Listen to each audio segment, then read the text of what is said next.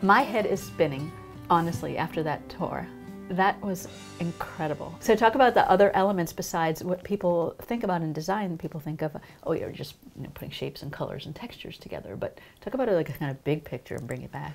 Well, I studied psychology and sociology in school. I was going to go into art therapy for children and adults of trauma, but I would take on the case studies with a lot of empathy. And I realized I was so upset because I couldn't change the past for people.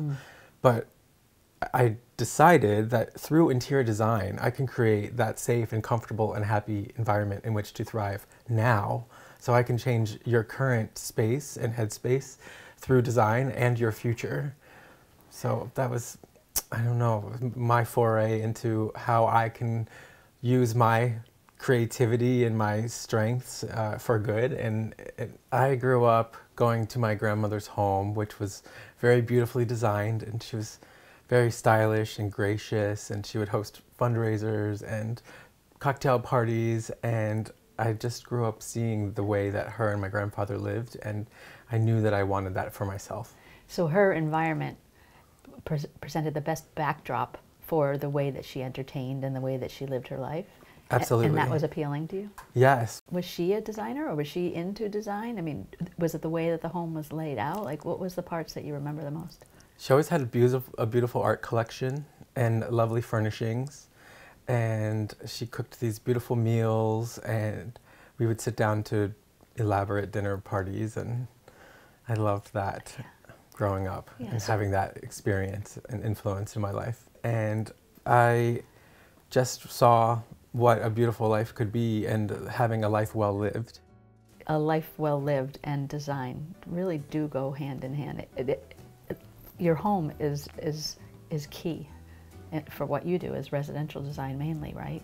Absolutely. I think of your home as a sanctuary space. Yeah. It's where you relax and recharge and re-energize and spend time with your loved ones and time on your own, and where you enjoy your hobbies, and it's just such a special place. I can think of no greater way to affect people's lives than by shaping the space that they call home.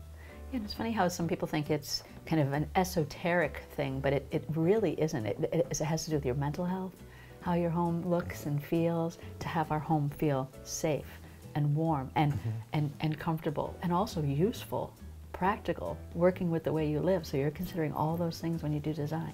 Absolutely. You actually used some of the words that I will say often, is that we create safe and comfortable and happy environments in which to thrive. In which to thrive. Yeah, let's not take that word lightly, to thrive. Yeah, that's a great word. So I think when I look around this home, I see what we talked about in terms of nature. Tell me about bringing nature into the home. Every client's home is different. We're not imposing a cookie cutter look because we are trying to extract what it is that the lifestyle that the family envisions for themselves would be. And I think no matter what, it's through my lens. So you're going to inevitably have touches of nature and nuances. I love that idea of being influenced by it, because that's where we find the most peace, is among the trees and flowers and fields, or the beach and the mountains. So when you're surrounded by a similar color palette, you will inevitably be soothed by that. Now you do fine art also.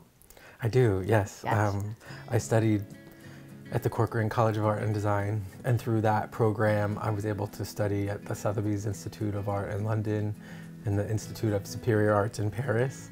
So I think that instilled in me a great love of travel, and I pull a lot of inspiration from traveling. And I went to lots of galleries and auctions, the auction houses, but I also studied printmaking, painting, drawing, 3D design, graphic design. So all of that feeds into what we do at the firm. And I want to talk about travel and how it impacts your design, how it influences your design. You obviously love to travel. Definitely, yes. I love to travel so much that I ended up joining a couple groups for designers and architects that we will go abroad for a conference every year. So we've done Sicily and Amsterdam, We're going to Mexico and Stockholm as well. It's so great to have such a network of people to reach out to. So that is a big reason why I have an easier time working in other locations, because I have a network of colleagues and designers and architects throughout the country, if not the world. And when I have a new project in a different area, I reach out to one of them and say, who do I need to use for this and that and the other? So it's very helpful. Wow, that's fantastic. What is next for Dane Austin besides a bike ride? Well, we are working on becoming bi-coastal and having offices in California as well as here, and working everywhere in between. Yay to you. Cheers to the future. Cheers. Thank you. You're the best. Thank you.